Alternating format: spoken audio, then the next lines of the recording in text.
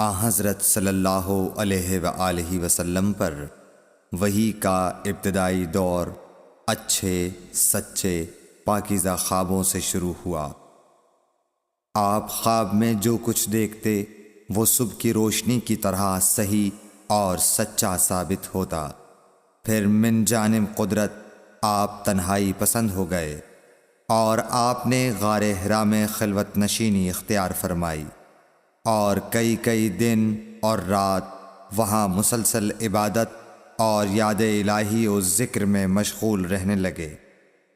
جب تک گھر آنے کو دل نہ چاہتا توشہ ہمراہ لیے ہوئے وہاں رہتے۔ توشہ ختم ہونے پر ہی اہلیہ محترمہ حضرت خدیجہ رضی اللہ تعالی عنہا کے پاس تشریف لاتے اور کچھ توشہ ہمراہ لے کر پھر وہاں جا کر خلوت گزین ہو جاتے۔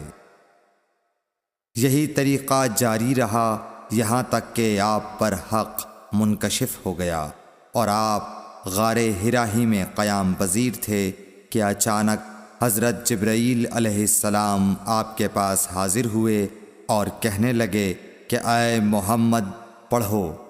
آپ فرماتے ہیں کہ میں نے کہا کہ میں پڑھنا نہیں جانتا۔ آپ صلی اللہ علیہ وسلم فرماتے ہیں کہ فرشتے نے مجھے پکڑ کر اتنے زور سے بھینچا کہ میری طاقت جواب دے گئی۔ پھر مجھے چھوڑ کر کہا پڑھو۔ میں نے پھر وہی جواب دیا کہ میں پڑھا ہوا نہیں ہوں۔ اس فرشتے نے مجھ کو نہایت ہی زور سے بھینچا کہ مجھ کو سخت تکلیف محسوس ہوئی۔ پھر اس نے کہا کہ پڑھ۔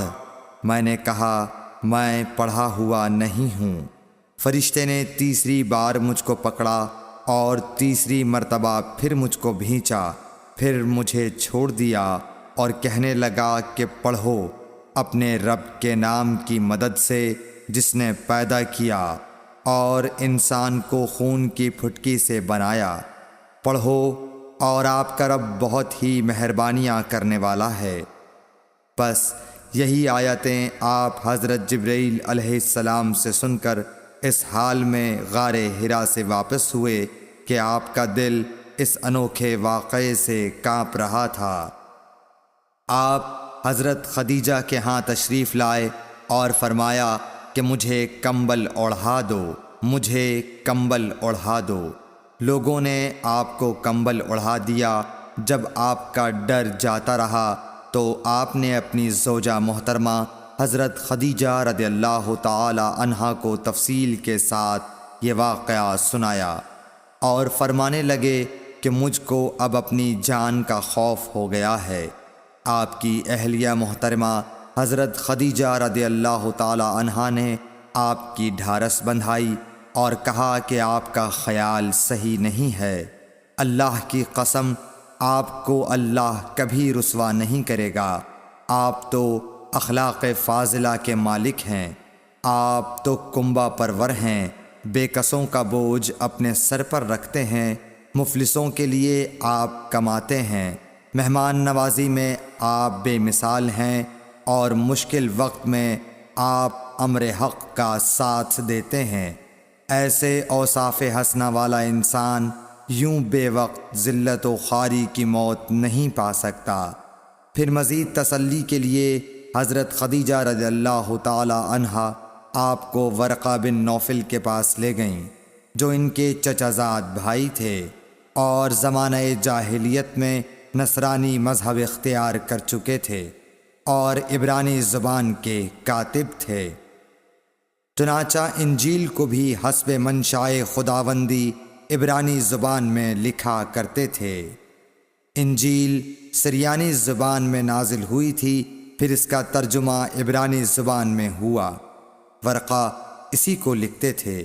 وہ بہت بوڑھے ہو گئے تھے، یہاں تک کہ ان کی بینائی بھی رخصت ہو چکی تھی۔